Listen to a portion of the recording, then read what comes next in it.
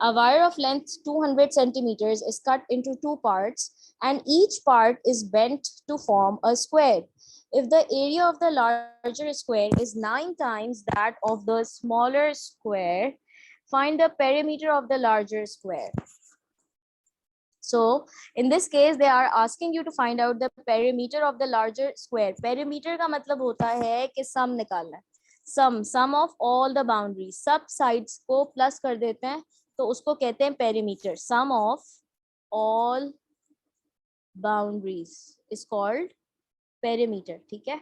अच्छा, एक वायर है, उसकी लेंथ है 200 सेंटीमीटर्स. उस वायर को कट कर दिया गया है दो हिस्सों के अंदर और हर पार्ट उस वायर को जो जिसको बेंड करके कट करके गया है उसका हर पार्ट जो है ना उसको बेंड करके स्क्वायर बनाया गया है. यानी कि कितने पार्ट्स में वायर को कट किया गया है? 2 पार्ट्स में. जब वायर को 2 पार्ट्स में कट किया गया है और हर पार्ट का एक स्क्वायर बना है तो इसका मतलब हमारे पास 2 स्क्वायर्स बन जाएंगे, है ना. 2 पार्ट्स में कट किया गया है तो हमारे पास 2 स्क्वायर बन जाएंगे. और बताया गया है कि area of the larger square, यानी कि एक स्क्वायर बड़ा है और एक स्क्वायर छोटा है. 2 स्क्वायर्स मैं यहाँ पर बना रही हूँ. एक स्क्वायर यहाँ पर जो वायर को कट करके बनाया गया है वो बड़ा है, ठीक है. लेकिन ये स्क्वायर जो है वो, let me make it a perfect one. It's not a perfect square. Squares की 2 साइड्स, चारों साइड्स बराबर होती हैं, राइट.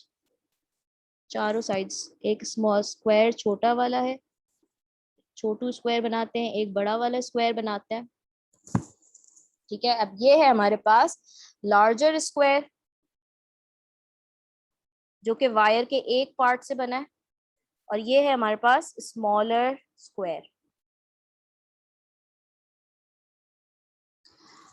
यहाँ पर टोटल आपको बताया गया है, पेरीमीटर आपको बता दिया गया है कि ये पूरा जो वायर है ना, ये पूरा वायर उसकी लेंथ है 200 सेंटीमीटर्स और ये पूरा वायर, एक वायर बड़ा बना रहा है स्क्वायर और एक वायर छोटा बना रहा है. यानी ये जो 200 सेंटीमीटर्स है ये दोनों स्क्वायर्स का पेरीमीटर है. इसका मतलब ये हुआ कि ये जो 200 सेंटीमीटर है बेसिकली ये दोनों स्क्वायर्स का पेरीमीटर है. If the area of the larger square is 9 times the area of the smaller square, यानी कि area of the larger square जो है वो 9 times the area of the smaller square है. इसका मतलब 9 times जो larger square का area है वो ज्यादा है, right? तो अब एक काम करते हैं कि सबसे पहले let x be the length of smaller square. Smaller square की लेंथ को हम x सपोज करते हैं. तो सपोज करो ये x है, क्योंकि ये स्क्वायर है तो स्क्वायर की चारों साइड्स इक्वल होती है. तो if this is x, this is also x, this is also x and this is also x, right. All 4 sides are equal in a square. So if I talk about the area of smaller square, area of smaller square. So formula of the square is side into side, right? Side into side जो होता है वो होता है area of square का formula. Area of square का formula होता है side into side. So smaller square की अगर एक side x है तो दूसरी side भी x है. इसका मतलब ये x into x बनेगा, x into x which is x squared, right. तो ये हमारे पास आ गया एरिया ऑफ स्मॉलर स्क्वायर. अच्छा, अब अगर मैं बात करूं तो मैं लार्जर स्क्वायर, हिंट क्या दिया हुआ है, if the area of the larger square is 9 times that of the smaller square, so it means that अगर मैं लार्जर स्क्वायर के एरिया की बात करूं, एरिया ऑफ लार्जर स्क्वायर वो है इज 9 टाइम्स. 9 टाइम्स का मतलब होता है 9 मल्टीप्लाई, टाइम्स का मतलब होता है multiply. So 9 multiply that of the smaller square. इस लाइन को गौर से पढ़ें आप लोग. लार्जर स्क्वायर का जो एरिया है वो 9 टाइम्स है स्मॉलर स्क्वायर के एरिया के. तो स्मॉलर स्क्वायर का एरिया है एक्स स्क्वायर्ड. तो हमारे पास यहाँ पर आ गया 9 times the area of smaller square which is x square, जो हमने ऊपर निकाला x इंटू एक्स करके, ठीक है। तो ये लार्जर स्क्वायर का एरिया क्या बन गया, 9x squared. Miss larger square का एरिया 9x स्क्वायर, यस। मुझे स्क्रीन नजर नहीं आ रही। अच्छा, एक सेकेंड।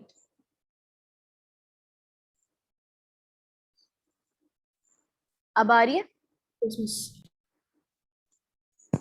9x स्क्वायर है, ठीक है। अब आपने क्या करना है, फर्दर निकालना क्या है हमें, perimeter, find the perimeter of the larger square. हमें पता है दोनों दोनों स्क्वायर्स का जो पेरीमीटर है वो 200 है। We need to find out the perimeter of the larger square. अच्छा, आ जाए और वर्किंग करते हैं। सबसे पहले तो पेरीमीटर निकालने के लिए मुझे लार्जर स्क्वायर की भी साइड पता होनी चाहिए। लार्जर स्क्वायर की साइड क्या होगी, अगर ये एक एक्स है तो आ जाओ साइड निकालते हैं या लेंथ निकालते हैं लार्जर स्क्वायर की। तो हम किस तरह से निकाल सकते हैं, मैं ये कह सकती हूँ कि 9x स्क्वायर्ड जो है वो मेरे पास एरिया है लार्जर स्क्वायर का। तो लार्जर स्क्वायर का जो एरिया है वो क्या है, या डायरेक्टली अगर हम इसको ऐसे करें कि side into side, side square is equals to 9x square.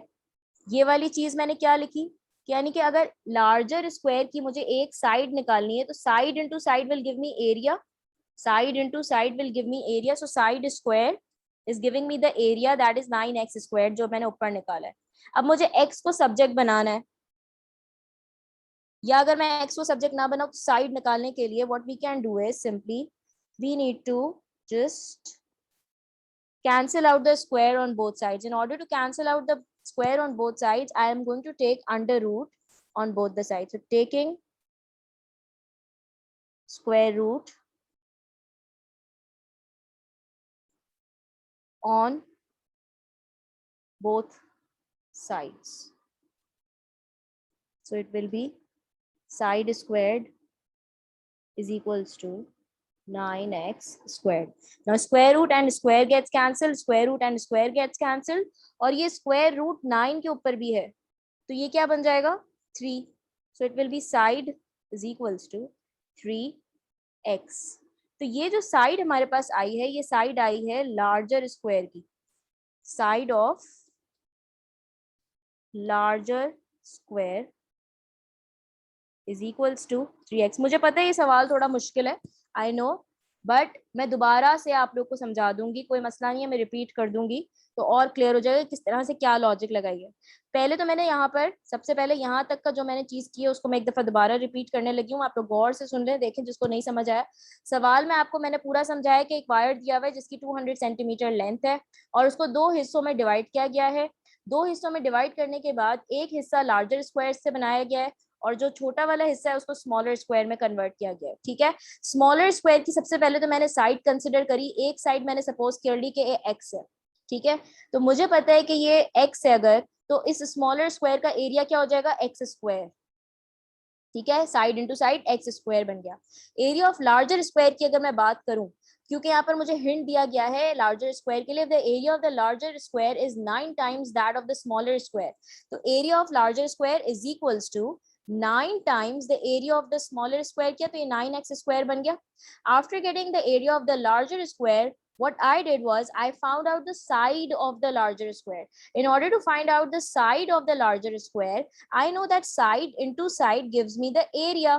Side into side gives me the area. So side into side, that is side square, is equals to, it's going to give me the area that is 9x square, which I found here, right? Now, in order to remove this square, what I did was I took square root on both the sides. So after taking out the square root on both the sides, this square root and this square gets cancelled. Similarly, on the other side, this square root and this square gets cancelled. I'm left with side is equals to 3x. So this is the side of the larger square. Now what is the purpose of finding out the side of the larger square? क्यों निकाली हमने ये side of the larger square?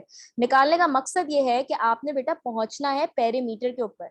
तो perimeter मैंने शुरू में ही बता दिया था, it is the sum of all the boundaries या sum of all the sides. तो जब तक आपके पास साइड ही नहीं होगी तो आप कैसे प्लस करोगे, सम कैसे निकालोगे पेरीमीटर तक के लिए ना। तो आपने साइड इस वजह से निकाली ताकि आप पेरीमीटर तक पहुंच सको। अब perimeter of both the squares निकालना है जो कि 200 के इक्वल होगा। तो दोनों का पेरीमीटर निकाल लेते हैं। अब आप जानते हो सब लोग कि ये 3x की एक साइड है और ये x की साइड है। अगर मैं लार्जर स्क्वायर की पेरीमीटर की बात करूं तो लार्जर स्क्वायर का पेरीमीटर क्या हो जाएगा, या इसको यूं लिखे perimeter of larger square and perimeter of smaller square, दोनों का निकालते हैं। Perimeter of larger and smaller square,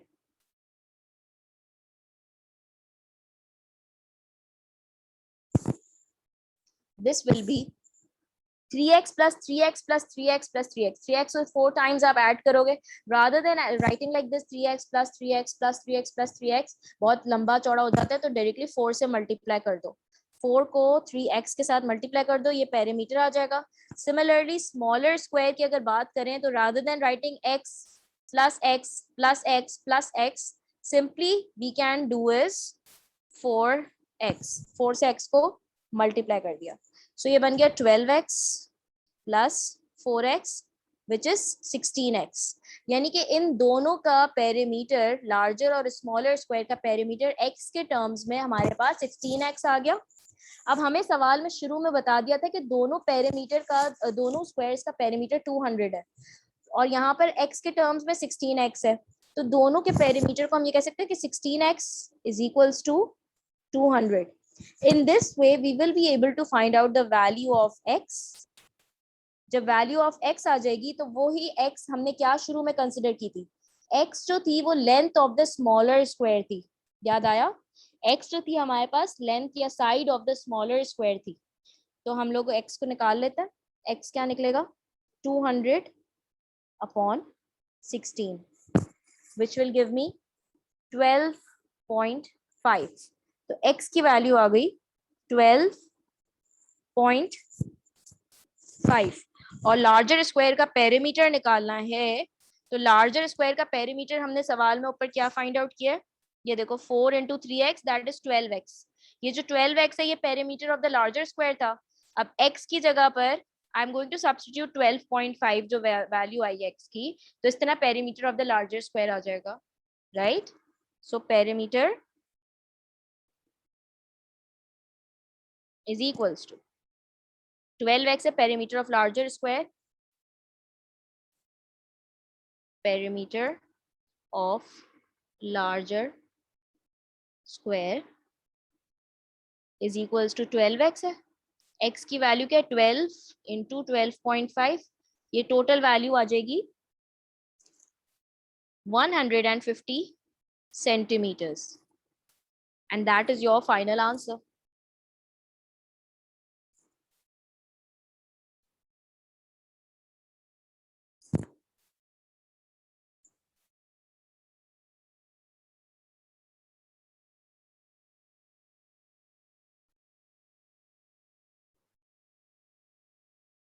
A wire of length 100 centimeters is cut into two parts. Again एक वायर आ रहा है और उसकी लेंथ है 100 सेंटीमीटर्स, जिसको दो हिस्सों में डिवाइड किया जा रहा है, and each part is bent to form a square. If the sum of the areas of the two squares is 425 squared centimeters, find the lengths of the sides of the two squares.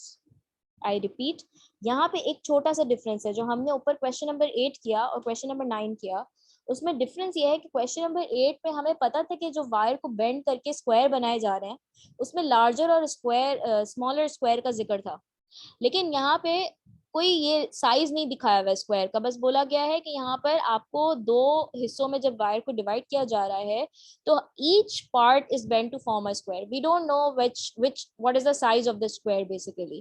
So what we will assume is that both the squares are of the same size. So it's going to be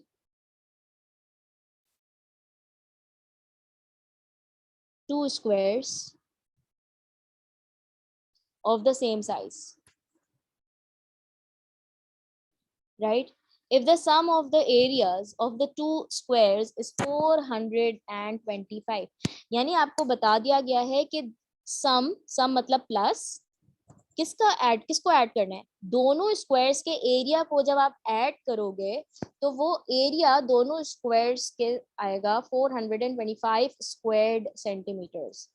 find the lengths of the sides of the two squares. यानी कि दोनों squares की आपको क्या find out करनी है, sides basically find out करनी है. And the hint that is given is this. Number 1 hint यहाँ पे एरिया का दिया हुआ है, नंबर 2 पेरीमीटर का यहाँ पर हिंट नंबर 2 दिया हुआ है. सही है, तो हिंट्स पिक कर लिए जब हमें पता चल गया कि ये पेरीमीटर का दिया हुआ है, यहाँ पर एरिया दिया हुआ है. तो वर्कआउट हमें किसके लिए करना है, हमें हमारा टारगेट है एरिया और पेरीमीटर के थ्रू कुछ ना कुछ ऐसा करना है कि जिससे हमारे पास लेंथ आ जाए दोनों स्क्वायर्स की. तो आ जाओ इसके लिए वर्क करते हैं. और वर्किंग क्या करेंगे, सबसे पहले तो लेट अज्यूम करते हैं. यूजुअली वर्ड प्रॉब्लम्स जो स्टार्ट होते हैं वो लेट से स्टार्ट होते हैं. पहला स्टेप होता है let the length of one side या let the length of one square be x. इसको x सपोज कर लेते हैं, इस साइड को हमने सपोज किया x है, ये x बाय x का है. और दूसरे वाले की लेंथ सपोज करते हैं y बाय y का. ठीक है, तो फिर मैं यहाँ लिख देती हूँ and let the length of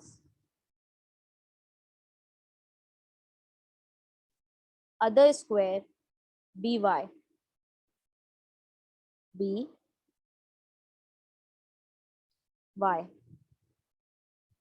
ठीक है, x बाय x और y बाय y का हमने अज्यूम करा. अब हमें पता है कि एरिया दिया हुआ है, एरिया और पेरीमीटर दिया हुआ है. तो पेरीमीटर क्या होता है, पेरीमीटर होता है sum of the boundaries. Sum of the boundaries यानी कि आप क्या करोगे, x plus x plus x plus x करोगे तो इस वाले स्क्वायर का पेरीमीटर आएगा which is nothing but 4x. Right, अगर मैं इस वाले दूसरे वाले पेरीमीटर की बात करूं तो आप क्या करोगे, y plus y plus y plus y. यहाँ पे डायरेक्टली 4 टाइम्स y कर देंगे तो this will be nothing but 4y. तो ये perimeter of both the squares हो जाएगा 4x plus 4y. Perimeter of both the squares will be 4x plus 4y and the perimeter that is given in the question is 100. So I'll equate these two perimeters to 100 and that will be my equation number 1. Now if I talk about equation number 2, so how am I going to find out equation number 2? In equation number 2, I need to work with the area. So what will be the area of this square? This will be x square. ये area बनेगा x square, x into x, that will be x square, or this square will get the area of y squared, right? And both the areas, sum of both the areas, that is x squared plus y squared would be equals to 425. That will be your equation number 2. Now once you have found out the two equations, what you will do is you need to find out the lengths of the sides of the two squares. That is, you need to work out to find out the value of x and y. यानी x की value निकालनी है और y की value निकालनी है. जब भी दो वेरिएबल्स निकालने होते हैं किसी भी क्वेश्चन के अंदर, अगर आपको दो वेरिएबल्स निकालने हैं तो दो वेरिएबल्स के लिए आप लोग क्या यूज करते हैं, आप लोग साइमल्टेनियस मेथड यूज करते हैं. साइमल्टेनियस इक्वेशन वाला जो मेथड होता है ना. और साइमल्टेनियस इक्वेशंस दो तरह के होते हैं. एक होती है आपके सब्स्टिट्यूशन, और एक होती है आपकी एलिमिनेशन. ग्राफिकल भी तो होता है. एक सेकंड, स्पेलिंग सही करने दो मुझे. ग्राफिकल यहाँ पर कहाँ करोगे, graphical is not acceptable over here ना. कैसे करोगे यहाँ पे, होता तो है ना. हाँ होता है, बट यूजुअली जो हमारा यूज हो रहा होता है वो या तो सब्स्टिट्यूशन होता है या एलिमिनेशन होता है. ग्राफिकल तो रेयरली यूज होता है.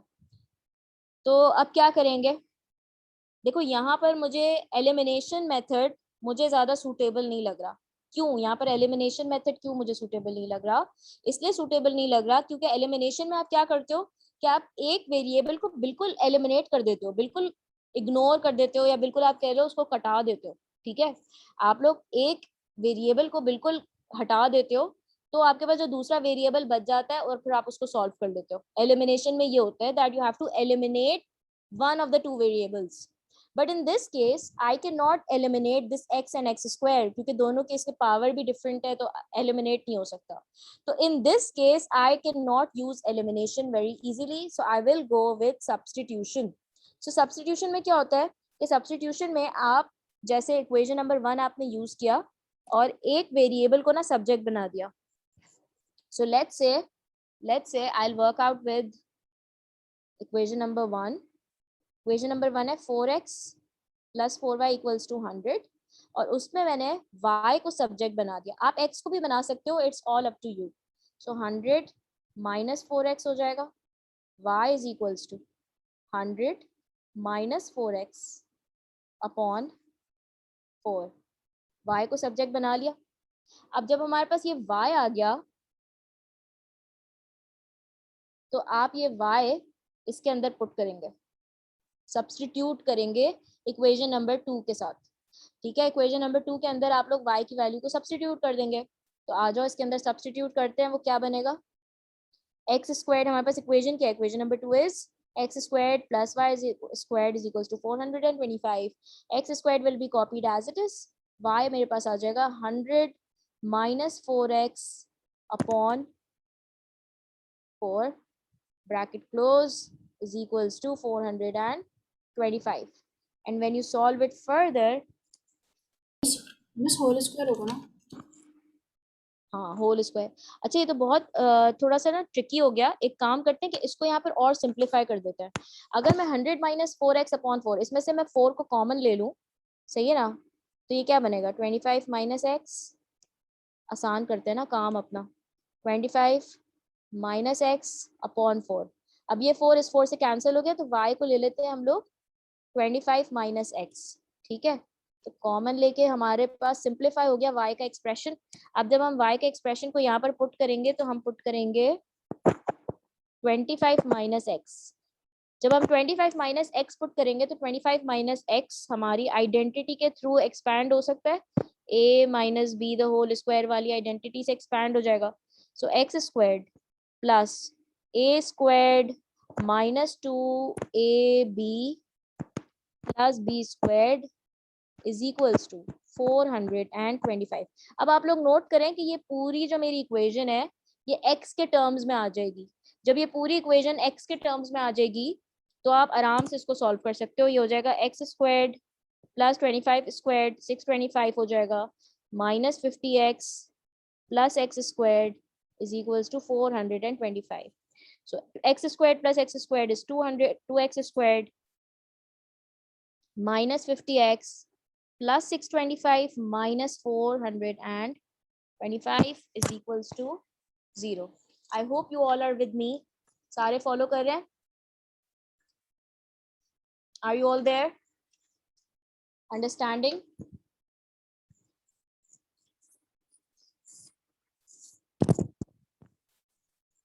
Alright, so it will be 2x squared minus 50x plus 200 equals to 0। अब ये पूरी एक इक्वेशन क्वाड्रेटिक इक्वेशन बन गई है। क्वाड्रेटिक इक्वेशन को सॉल्व कर सकते हो आप आइदर बाय फैक्टराइजेशन और आइदर बाय क्वाड्रेटिक फॉर्मूला।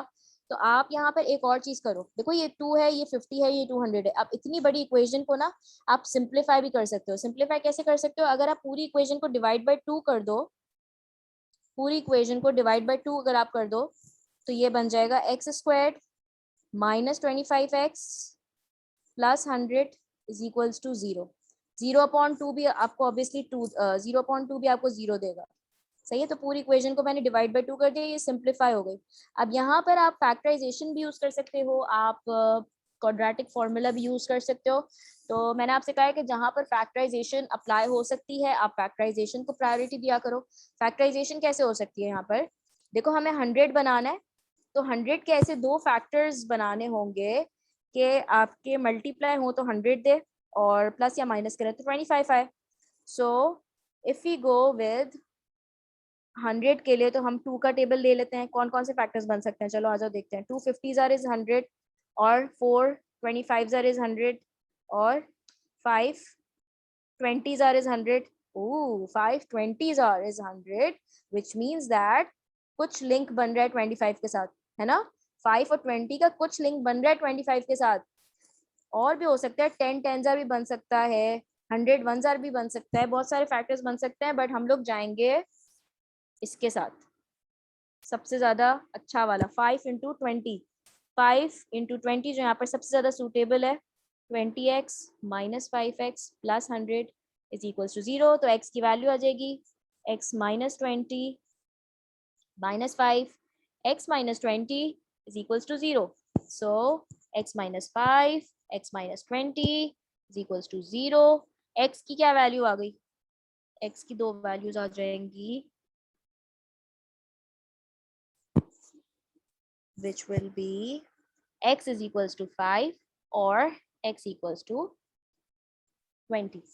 ठीक है ना? अब हमने क्या निकालना था? आ जाओ अपने टारगेट की तरफ. हमने निकालना क्या था? हमने निकालना था length of the sides of the two squares. तो हमें x और y की वैल्यू बेसिकली निकालनी है, और याद रहे कि y के लिए हमारे पास एक्सप्रेशन आया ये वाला 25 minus x.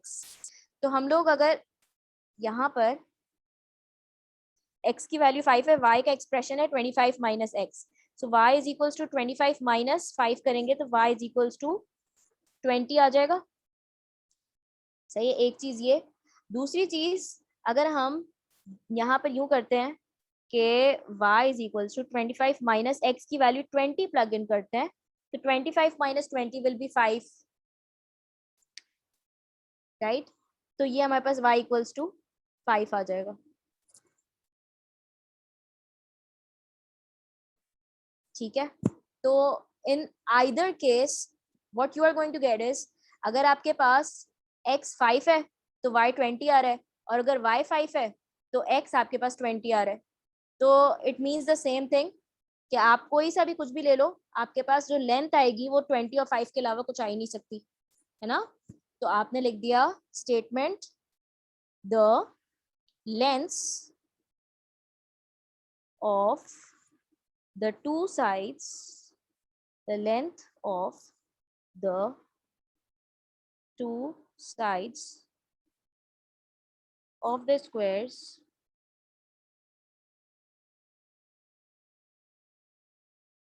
are 20 centimeters and 5 centimeters. That's your answer.